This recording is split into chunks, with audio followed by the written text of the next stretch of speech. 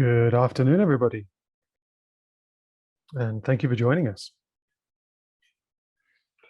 So we'll just go through a short webinar today on FRED for physical optics modeling, modeling laser systems, and we'll just give a brief overview of how FRED does this, what it's able to do, and a couple of examples. Before we get started, though, I just want to spend a couple of minutes just introducing ourselves for those of us on this webinar today who are not very familiar. CBS Europe is the main distributor for photon engineering's FRED in Europe, as well as Canada and Japan. We sell and provide technical support and training for FRED users across Europe, except Benelux, Spain, and Portugal. And we have staff in 3 countries: UK, Canada, and Japan. And we've been working with photon engineering for 12, 13 years. And a little bit about photon engineering themselves. They're a company from Tucson, Arizona. They were formed in 1997, so they're 25 years old, and FRED, the software itself, I believe is 22 years old. It was first released in 2000 or 2001. So it's quite a mature product, and it's used for a variety of different applications. So very briefly, again, for some of us on this webinar who perhaps have not used FRED before, I know we have a mix of attendees who are FRED users, but also people who are learning about FRED a little bit. Before we do that, though, my name is Tom Davies, COO of CBS. And I've been working with photon engineering for 10, 12 years. And I'm responsible for a lot of the FRED technical support and training. You might have emailed me or called me, or actually been in a class if you've attended one of the FRED tutorials. I've taught the tutorials in Europe and also down in Tucson. So what is FRED? FRED is essentially, it is a comprehensive general purpose optical mechanical ray tracing tool. It's used for stray light analysis. In the aerospace industry, it's very popular, especially in the US aerospace industry. But it's also capable for coherent beam propagation. And I've highlighted that to show you that's what we're talking about today. It's also suitable for a variety of different things, such as imaging, systems analysis, illumination, system design, virtual prototyping, and other things such as thermal self-emission, tolerancing, etc. It is a ray tracing software that is both sequential and non-sequential. By default, the ray trace algorithm is non-sequential, but it does have sequential modes if that is suitable for your needs. It has a multivariable optimization capability, and the higher level of FRED, called FRED MPC, is a GPU ray tracing version that actually does the ray trace on the GPUs, ensuring that we have simulations orders of magnitude faster than anything else. But today's topic is coherent ray tracing, or physical optics. And I just want to outline very briefly what FRED does, and I think that will clear up the algorithm there. But first, for those of us who are slightly aware what physical optics is, let's just have a quick brief definition. Physical optics, or wave optics, is the branch of optics that deals with things like coherence, diffraction, interference, and polarization. Essentially, these are the phenomena for which the ray approximation of geometrical optics is not valid. And in this context, the topic today, it is the middle ground between geometrical optics, which ignores the wave effects, and the rigorous electromagnetic theory in quantum optics, where you're solving, for example, Maxwell's equations rigorously and doing a field propagation analysis. So we're in the middle ground between those two regimes. So what does FRED do? As you know, FRED is a ray tracing software tool. It is a tool that propagates rays geometrically from source to surface to surface to surface. So it's not a tool built for doing something like FTTD or beam propagation methods, which are more essentially rigorous Maxwell solvers. So what does FRED do? it needs to leverage the tools it has. It needs to leverage the ray tracing engine. So it uses an algorithm called Gaussian beam decomposition. And hopefully this diagram and these 3 bullet points explains the overview of what it does. It's a nice, elegant, flexible technique, and it's broken down into 3 stages, essentially. So let's say you've set up a source in your ray tracing software in Fred, and it has an arbitrary field, arbitrary phase, arbitrary profile. What Fred does before it does any sort of propagation through the system, it's going to decompose this, hence the decompose, into a series of small overlapping Gaussian beams. So that's just a mathematical solution. That's just decomposing an arbitrary profile into a series of accumulating small Gaussian beams. And that's what these red lines here indicate on the picture here. So that's step 1. That's just a decomposition. Step 2 is to trace these Gaussian beams through the system. Essentially, instead of tracing a ray through the system, we're tracing a small Gaussian beam. And the way that Fred does that is essentially creating a, for every Gaussian beam, it's decomposed further into a group of rays, tracing along the axis of the Gaussian beam as divergence angles, and they travel as a set through the system. And they intersect surfaces as rays would. And then when they get to the final location, such as your detector, what Fred does is take that set of rays that represents a single Gaussian beamlet, recreates the Gaussian beamlet, and does that for every set of rays for every Gaussian beamlet, and then does a coherent sum of all of those Gaussian beamlets to get the overall field at the detector. So it's quite a nice, flexible, elegant technique. And just to summarize, we decompose the source into a series of Gaussian beamlets. We trace these beamlets as a series of rays through the system, and then we recombine them and coherently sum on the detector to get the field and the interference effects, diffraction effects, and so on. So that's called Gaussian beam decomposition. It's a very general purpose algorithm, which is a huge merit in its favor. And just to outline some advantages and disadvantages, the strength of this algorithm is that each beamlet is independent of the other beamlets, and it can travel along its own path, and they don't have to travel in a group. So if there's any sort of clipping of the field or partial reflection from partially the beam or so on, that's completely irrelevant. It's a non-sequential algorithm, and you can have multiple beams, multiple parts of the beams going off in different directions, and that has a really flexible nature to it. What we've noticed as well from everyone using this for many years is that it seems to be much more tolerant than other methods of large amounts of aberration, which is obviously some of us are very interested in making sure that the algorithm can handle this. And any type of surface can be ray traced. With the small print essentially saying, as long as there's no discontinuities or very high spatial frequencies of the order of the wavelength. So we can't use this, for example, we can't use this algorithm to model the explicit structure of a surface grating, for example.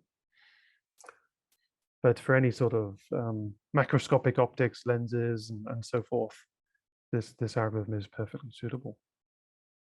The 2 disadvantages that I've listed here are quite simply that modeling diffraction effects at apertures, and for example, a spatial filter, modeling the spatial filter hole, sometimes requires that you need to resynthesize the field into a new set of Gaussian beams. That's an extra couple of steps when you use the software. So that's a little bit annoying, but it's not a fundamental problem. And in full honesty, the Gaussian beam decomposition algorithm can be a little bit slower than other techniques, such as a fast Fourier transform based technique. And that's because each individual beamlet has to be recreated, and then they all have to be coherently summed to obtain the complex field. So it might take a few more seconds than other algorithms, for example. But typically, coherent ray tracing as performed by Fred is typically not a huge high intensity calculation that takes many hours. Typically, you don't need millions and millions of rays, as we touch upon later. Now, the convenience for the user is that one of the key points is of whether you want to do a coherent or an incoherent ray tracing Fred, it really is determined only by the choice of the source. So here we have a very simple example demonstrating that. Here we have an interferometer. We've got the coherent source here on the left side coming into the beam splitter, and the beam splitter splits one path up to the reference mirror and down, and the other path through to the test mirror, back in, and then down to the detector. Using the exact same model and the exact same coatings, ray trace settings, and so forth, the difference from whether we use the coherent source or the incoherent source are very different. When we use the coherent source, we get exactly the interference pattern we expect. A nice fringe pattern there because of the two beams interfering. If, for example, if I use the exact same plane wave source, same aperture, same wavelength, but it was an incoherent version, and Fred has coherent and incoherent versions, this is the result we get. And I hope you can see that through the presentation. It's just a series of dots for each independent ray. Essentially, because incoherent rays, as you might know, is quite simply a delta function, just a dot at an exact point in space. Whereas in the coherent case, all of the rays that you see here in this view here, these red lines of the rays being traced, every ray that you see here in the 3D view is actually a small Gaussian beamlet, as we mentioned, meaning it has a width in space. And it's those Gaussian beamlets that hit the detector and have maybe a small size, and there's quite a few of them, and they all coherently sum. And it's that coherent sum that allows us to understand the interference pattern. And that's what you don't get when using Gaussian beam decomposition with the incoherent case. Well, we don't get it in the incoherent case. So we need to use a coherent source, and then Fred knows behind the scenes for the user. The user doesn't have to do anything else, that we're tracing the rays coherently and taking into account interference and diffraction effects.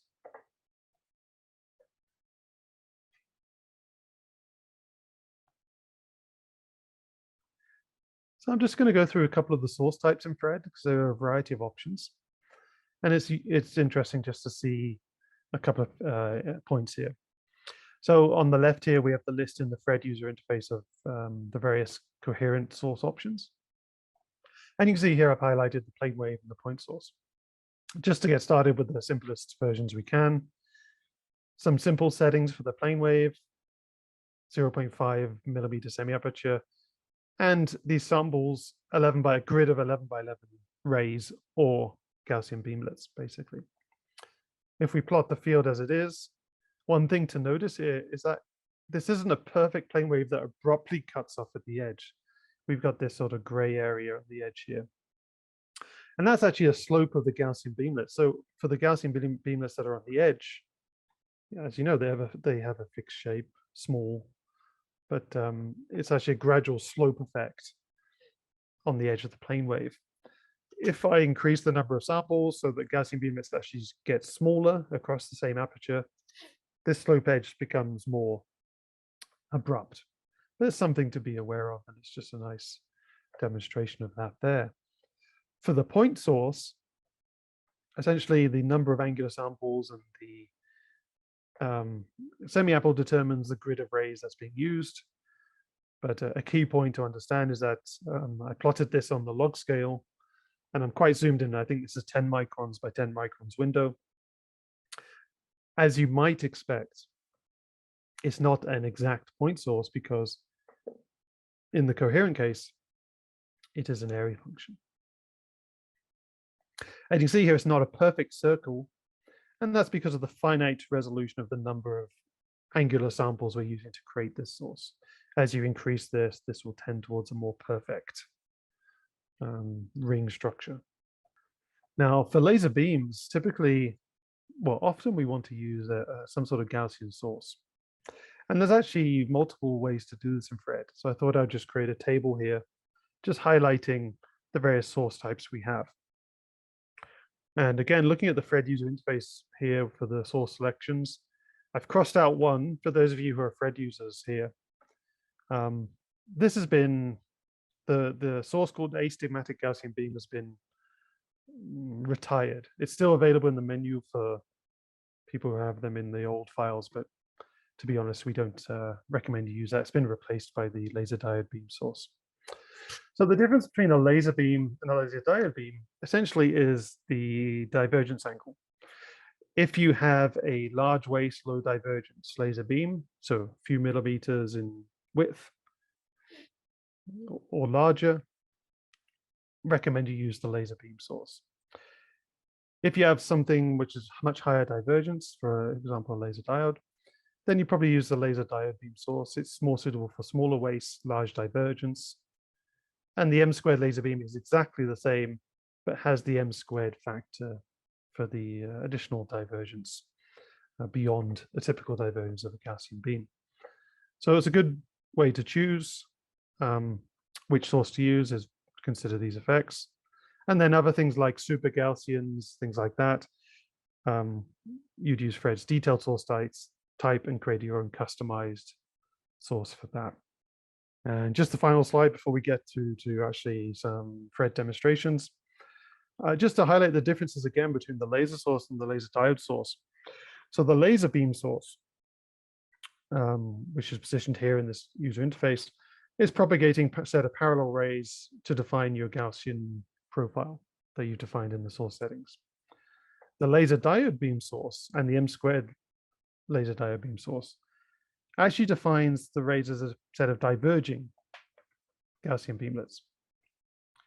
So another thing to consider if you are setting up your source in your model, do you want a set of parallel rays passing through your system, or a set of highly divergent rays intersecting with the first optics in your system? It's another thing to consider here, because these, at this surface here, produce pretty much the same Gaussian field, but obviously these geometrical rays that represent Gaussian beamlets are heading off at higher angles, which might affect the number of rays that are actually passing through your system. So let me flip over to the Fred window and give you a couple of examples. This it's a short webinar, so got time for 10 minutes of just showing you the Fred user interface and talking about a few things. So here is a really nice example that we put together with the help of our friends at Optosigma. This is a phase shifting interferometer, and you can see here it's got the optics, but also all of the optomechanical structures and the optical bench. If I do a ray trace, it takes a couple of seconds just to do what it needs to do. Okay, and there you can see the red rays passing through the system and ray tracing, allowing us to collect the interference effect at the detector, which I can show you right here. Plot the irradiance, and there's the interference at the detector after bouncing off the sample, allowing us to understand the surface profile of the sample under test. So even though there's a lot of parts here, and sometimes it's useful to include all of the optical mechanical parts, quite simply the optics themselves are quite straightforward. There's your source here, you got your mirrors, your lenses, beam splitter, and so on. And then Fred allows you, though, to put everything in a 3D context, which is not only great for visualization, but it allows you to understand if there's any sort of impingement, like your beam is going to clipped by an aperture or diffract or actually get in the way of something and cause scattering or diffraction effects. So, but Fred can certainly handle both the optomechanical and the individual pieces here. Looking at the source itself, quite simply in the source settings, straightforward, it was a Gaussian beam of this waist and this wavelength. And we just put it at the right location at the front of this object that houses the laser.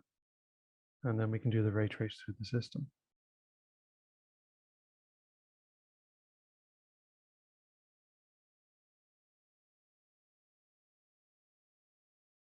This is a really nice example that requires a script to be run to automatically move the spacing of the arm so that we can calculate the phase shift interferometric pattern.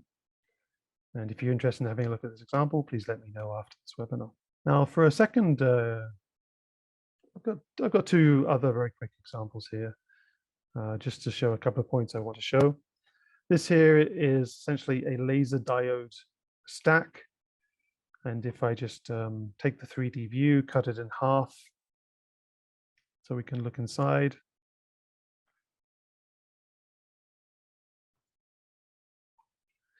What we have here is a collection of laser sources.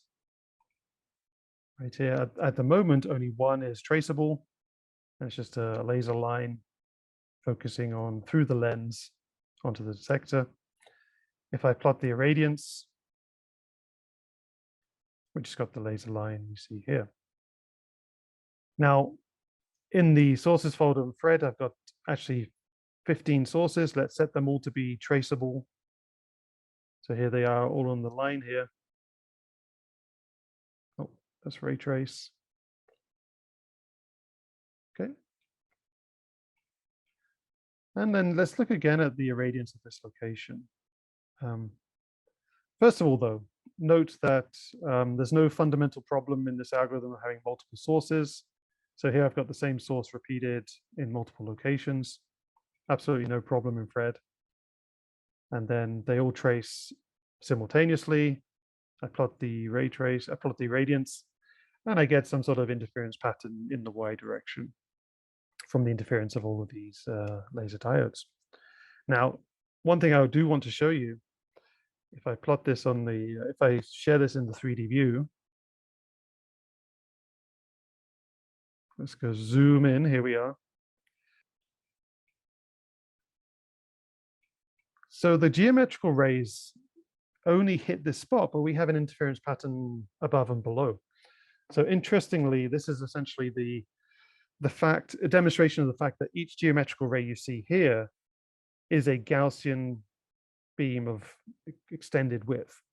And in this case, by the time the Gaussian beams reach this plane here, they're actually quite large because they diverge through space naturally.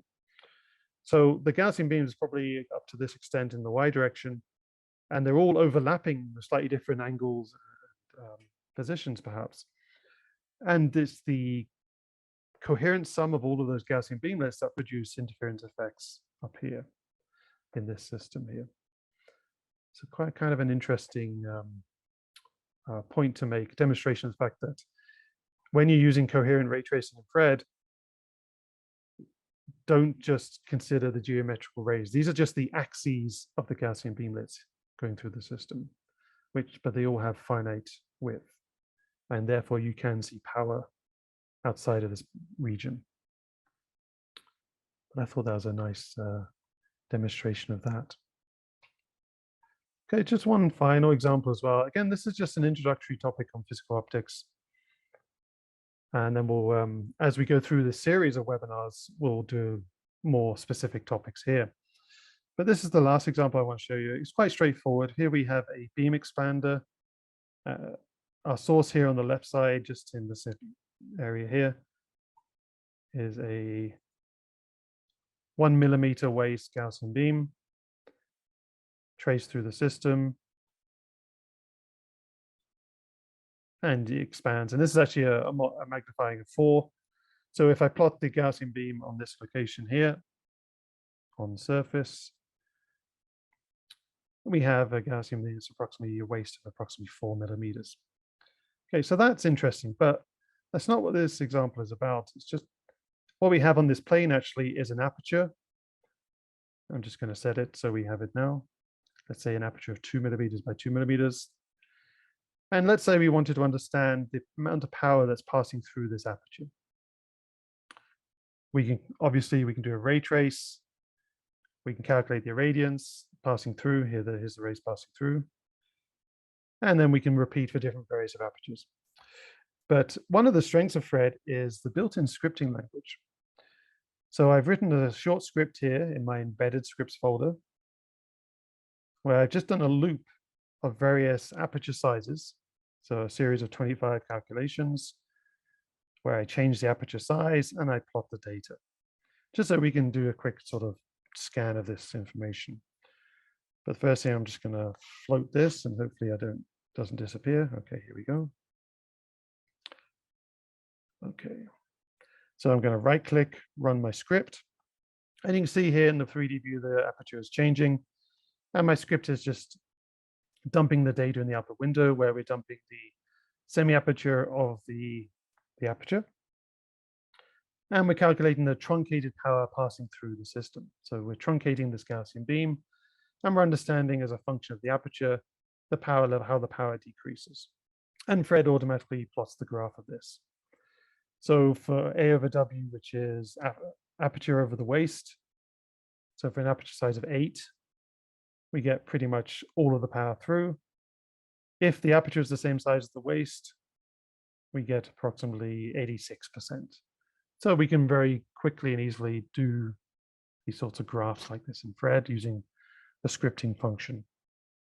And Fred can handle this type of aperture clipping type calculation.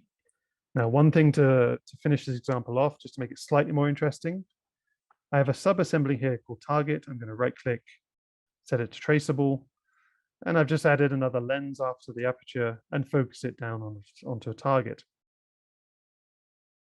So let's say for an aperture of 4, so this is the surface settings. I'm just setting the aperture hole size. Let's do a ray trace. And now you can see the part of the beam that passes through that's truncated is then focused down on the target. So let's have a look at this irradiance pattern. Choose my analysis service called on target. And quite interestingly, we see, and this is essentially just to preview what we'll talk about in the next webinar. This is obviously a diffraction effect due to the truncation of the Gaussian beam, because this is not a simple cutoff of the Gaussian beam. We've got essentially a diffraction effect, a near focus diffraction effect, which would change as per the aperture. But the key message to point out here is that Fred handles diffraction inherently. So there was nothing special I had to do about switching on the diffraction calculation or anything like that. This happens naturally in the Gaussian beam method. The only requirement for you is that you need to spatially sample the aperture as well as you can with the small Gaussian beamlets. But if you do that, you will naturally see diffraction and interference effects. And that's one of the key benefits of using Fred for coherent ray tracing, is that quite simply, you don't have to do anything special to worry about diffraction, interference, and things like that. So that was a couple of quite introductory examples. I do appreciate they're quite simple, straightforward, and just sort of overview of Fred for coherent ray tracing. As we go through this webinar series, and the next one will be scheduled shortly in a couple of weeks, we'll focus on more specific topics and we'll have more specific examples. But this was just an introduction of to overview what Fred does for coherent ray tracing, and just quick summary. Fred uses a technique called Gaussian beam decomposition, which allows us to leverage the ray trace engine that is already inside Fred. It's a flexible technique that's inherently non-sequential. And the choice of source, whether you use a coherent source or an incoherent, determines if the beam is coherent. Multiple coherent source types, and diffraction and interference effects are automatically included in the calculation. And Fred's scripting environment makes automation and tolerancing and things like that incredibly easy. So that was just, I think my time is up. I just want to say that we're doing another one of these webinars, again, another half-hour webinar in 2 weeks from now on November the 10th at 3 p.m. CET. And in that topic, I'm going to focus specifically on diffraction effects. So we're going to talk about how Fred can model Fraunhofer diffraction, Fresnel diffraction, and near-field diffraction, followed by an example or two on these matters here, including how it determines image quality in a couple of cases. So that will be in a couple of weeks, and we'll send out a notification for this. And I hope that you join and find the topic valuable. And of course, if there's any topics related to physical optics that you're interested in hearing, let us know, and we'll try and accommodate it. So that's the webinar, next one coming up in 2 weeks. I also want to take a moment to mention that if this is a topic that's absolutely critical for you in your work, we have a 3-day training course on physical optics modeling in Fred. And we're hosting this at the end of November, November 29th to December 1st. It's a 3-day course, it's online. And you'll find on the website an itinerary, an outline of the course contents, and a way to register if you're interested in that. So again, if this is critical for you, that could be something interesting for you to think about. So I'd just like to thank you for your time. Further information you can find out at the website. You could email us, or you can, if you're a Fred user who likes to find answers to simulation questions, you go to the Photon Engineering Knowledge Base as well, which is a wonderful resource as well. So that's the end of the webinar. Please, if you have any questions for a Q&A, please jump into the chat and I'll answer what I can. If not, thank you for attending, and hope to see you again in a couple of weeks. A couple of questions that have come up. Okay. Are there any built-in checks to ensure apertures are adequately sampled? No. So that's something that you do have to keep in mind if you're tracing through an aperture, is to understand for yourself the quality of the beamlets passing through. They have to be adequately spatially sampled, and they have to be reasonably finite in size. Gaussian beamlets, as they travel through the system, they expand. So if they reach your aperture and they're already expanded, so they're the same size as the aperture, you're not going to get an accurate representation of that hard cutoff of the aperture. So one thing to do is to stop the rays at that location. And there's a tool there where you can plot the waste of all these Gaussian beamlets, and you can double check for yourself if you think that's suitable. If not, then there's a process called resampling where you generate a new set of rays to continue the propagation. But it's not automatic. So that's something you have to be aware of, which is a topic we'll cover when we talk more about diffraction in the next webinar. But certainly that is something that is a key question you need to ask yourself. If you have smallish apertures, you have to make sure they're well spatially sampled. A question about the physical optics course. Is it suitable for Fred beginners who have experience with perhaps other software? Possibly not. It's not a tutorial on how to use Fred as if you've never sat in front of Fred before. It assumes you are reasonably competent in using Fred and have used it already for your work. There's no real build up in learning how to add a source or add a lens or position it properly. That's all assumed that you are already an expert at, or comfortable doing anyway. So that's something to be aware of. If you have any doubts, get in touch with us, and we'll maybe get together on a quick web meeting just to see how comfortable you are using Fred. Obviously, we'd like you to attend the course if it's valuable for you, but it's only valuable if you can speed through the examples and the content without struggling with the basic operation of Fred. So get in touch if that's a concern of yours. A couple more questions. Okay, what incoherent sources can you use in Fred? So just briefly touching upon the incoherent sources. There's a collection of incoherent sources. plane waves, point sources, converting a surface into a Lambertian emitter, volume point source. And then you have the freedom. These are all the standard defaults, but you have the freedom to create your own using what's called the detailed source dialog. And that can allow you to really customize the ray positions, the ray directions, the apodization spatially and angularly to really create your own customized source. But all of the typical ones, source types are, I would expect to be available. Laser diode, incoherent LED sources, laser diode sources, things like that are also available. Okay, I think that's about all of that. But if there's any more questions, let me know. Otherwise, we'll close the webinar, and I hope to see you again in a couple of weeks. So again, thank you for your time, and we'll leave it there, and I hope to see you again. Thanks.